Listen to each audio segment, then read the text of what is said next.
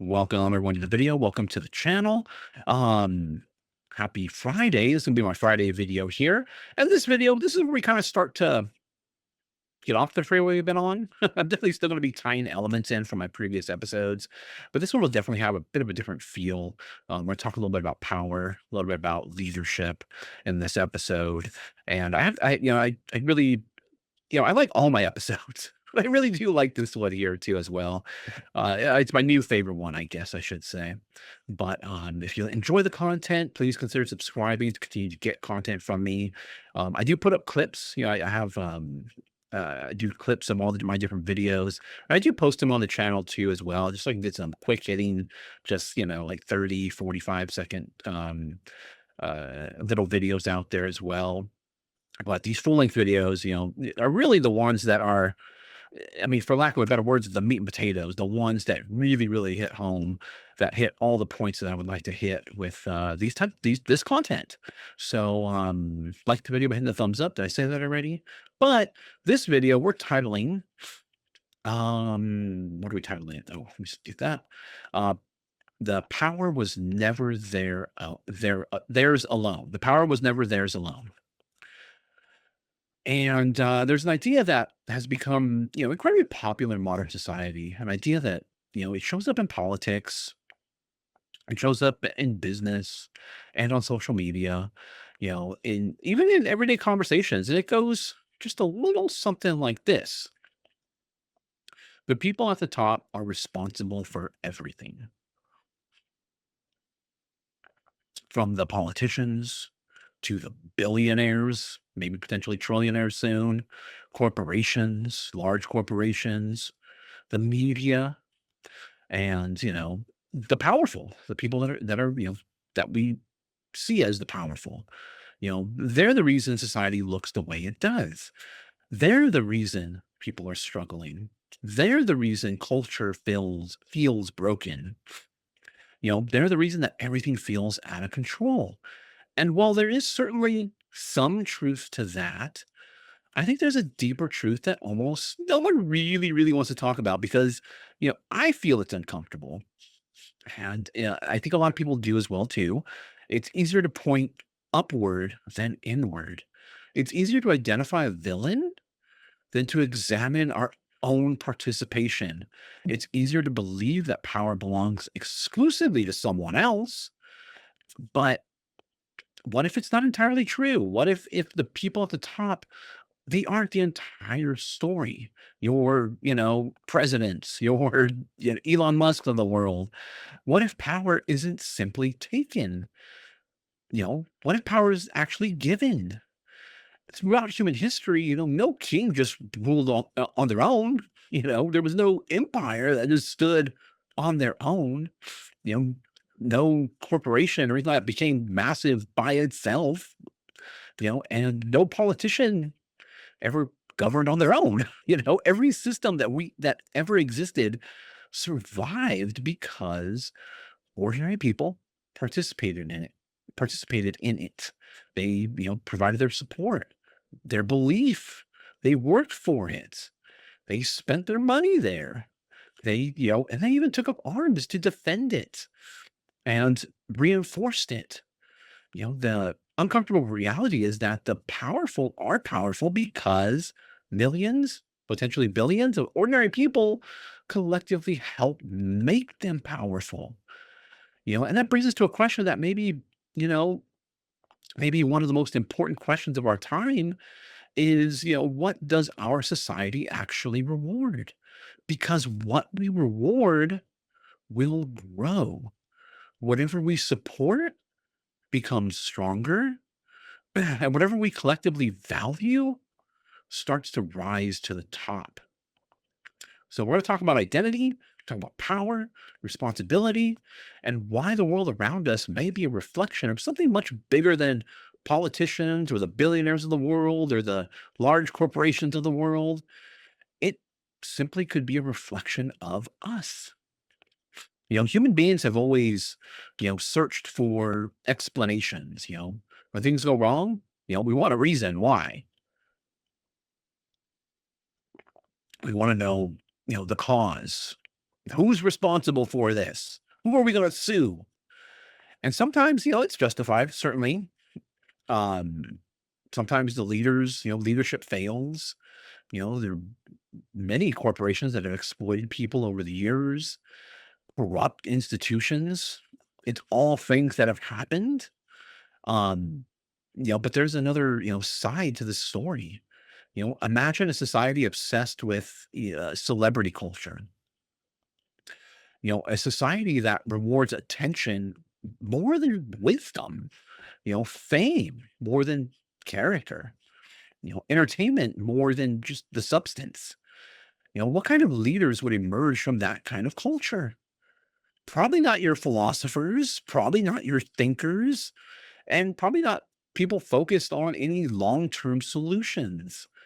The people who rise would be the people best adapted to what society is rewarding. This is why the question isn't simply who's in power. The much deeper question is what behaviors help them get there. Because leaders rarely emerge just straight out of a vacuum. They emerge from culture, and culture emerges from the people. That's the mirror that most people don't want to look into because it suggests that society isn't something happening to us.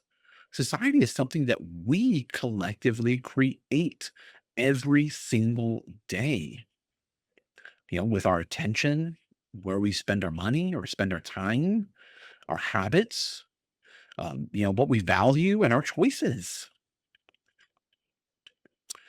100 years ago, power looks way different.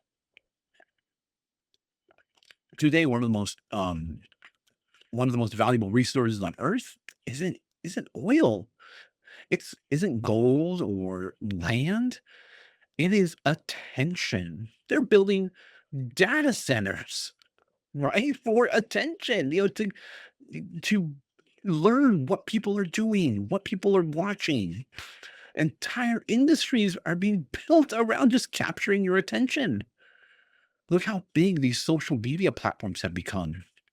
News organizations, all the different streaming services out there that are trying to get you to watch. Advertising agencies, how can we target people? How can we get more eyes on our ads? Technology companies, everyone wants the same thing. Like I said, your eyes, your time, your focus. Because attention eventually translates to money. It translates to influence. It translates to power. And something strange has happened. People often claim to hate the very things they spend the most attention on. If you think about it, people say they hate the outrage, yet outrage dominates every conversation. People say they hate division, but division drives engagement. People hate toxic influencers, yet those influencers are getting millions of views. People say they hate sensational media, but sensational media consistently performs better than thoughtful discussion because attention doesn't care whether it's positive or negative. Attention feeds the system either way. Doesn't matter. The algorithm doesn't care if you're inspired or angry, offended, or even if you're entertained. It only sees one thing, and that's engagement. And then engagement becomes power, which means every single click matters. Anytime you share something that matters, every single view matters, whether we realize it or not. And, at some point, something, shifted. People stopped seeing themselves primarily as, participants in communities and started seeing themselves primarily as consumers of products, consumers of content, consumers of entertainment and experiences.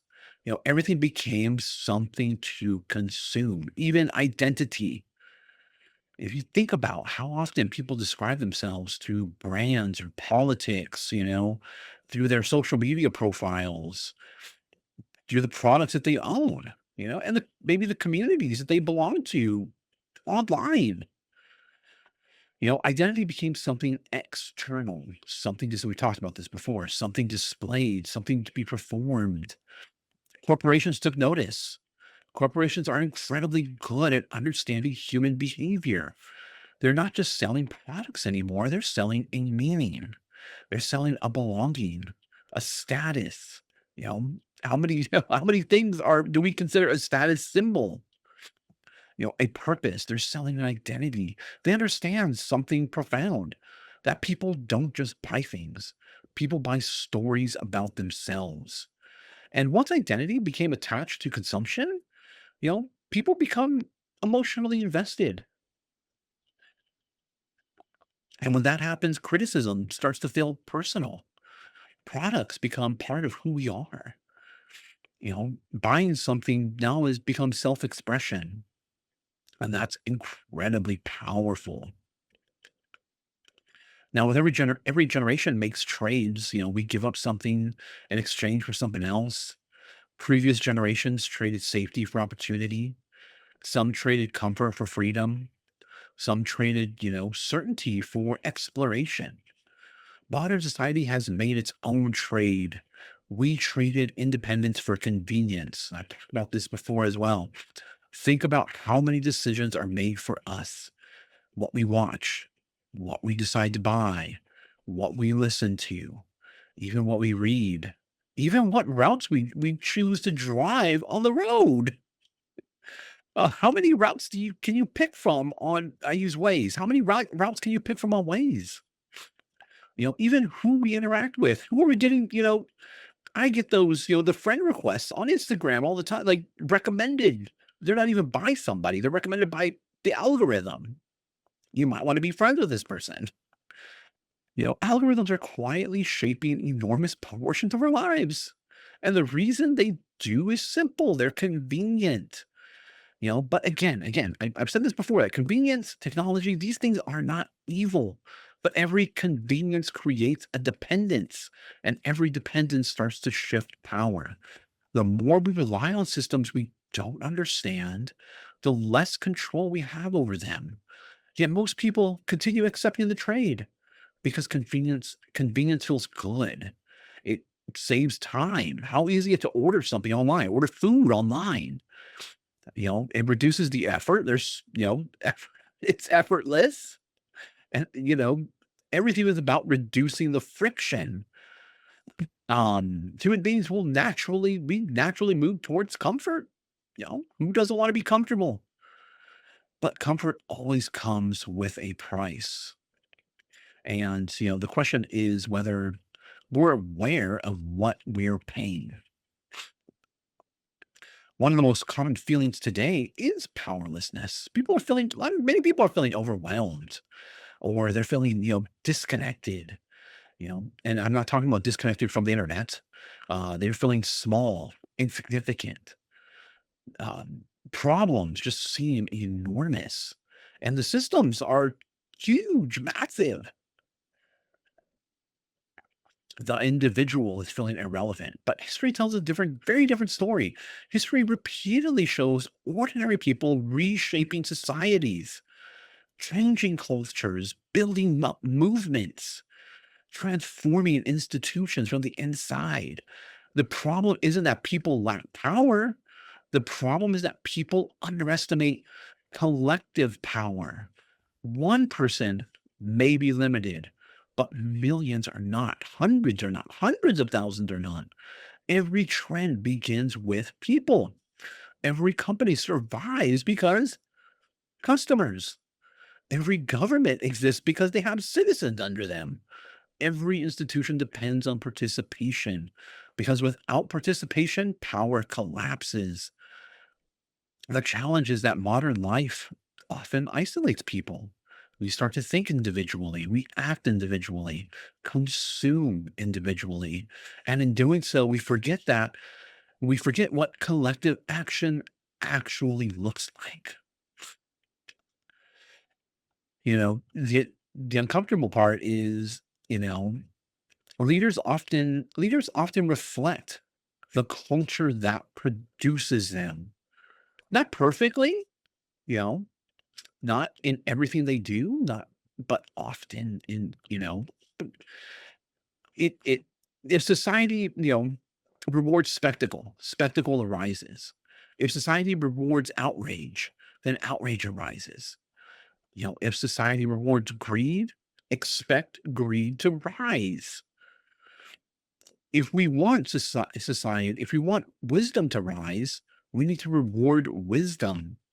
The people at the top frequently reflect what people below are rewarding. This doesn't mean every leader is good or every leader is bad. It means that culture matters. And culture isn't created exclusively by the elites of society. Culture is created by millions of people making millions of choices every single day, you know, from what we celebrate to what we criticize, who or what we throw our support behind, what we even ignore. All of it will shape the future. And this brings us back to identity because identity isn't just personal, it's also collective. A society has an identity, civilization has an identity. Every culture has an identity, and that identity emerges from shared values and shared beliefs. The question is, who are we becoming? It's not individually, but collectively. What do we reward? Who or what do we admire? And what do we aspire towards? Because those answers determine what kind of society will emerge tomorrow. The future isn't created by leaders alone. It's created by the values that society is reinforcing today. Um, Maybe the greatest illusion of modern life is to believe that power belongs somewhere else. That isn't always in another building or another city. It's not in the boardroom or in institutions. But the truth may be much more complicated is that power exists everywhere wherever people choose to place it, wherever you spend your money, whoever you click on or whatever you click on online, the trends that you support, the value that you, every value that's reinforced, every belief that's repeated, will start to shape the world around us. The powerful are not powerful alone. They never were. And maybe that's both the frightening part and yet the hopeful part as well too, because if society helped create the world we live in, then society can help create something different. The question isn't whether power exists. The question is where we're giving it and whether we're paying attention to the consequences. Because the future isn't built by just a handful of people at the top. It's built by the millions of ordinary people every single day. And that includes us, me, if you're watching. And maybe that's the responsibility we've been trying to avoid. The realization that the world isn't simply happening to us, but we're actively participating in it. And the moment that we understand it, we begin to understand, just how much power that we all had all along. But that's the end of the episode. Thanks for watching. Really hope you enjoy the content. I hope this really helps to just open people's minds and just look at the bigger picture. Not so, like I said in this episode, not so think individually, but kind of thinking more broad and again, just help people think. Yeah, that's the goal here. But expanding people's minds. Thanks for watching. Again, please like the video. If you like the video, hit the thumbs up. Consider subscribing, and you'll continue to get content from me. But I'll see you in the next one.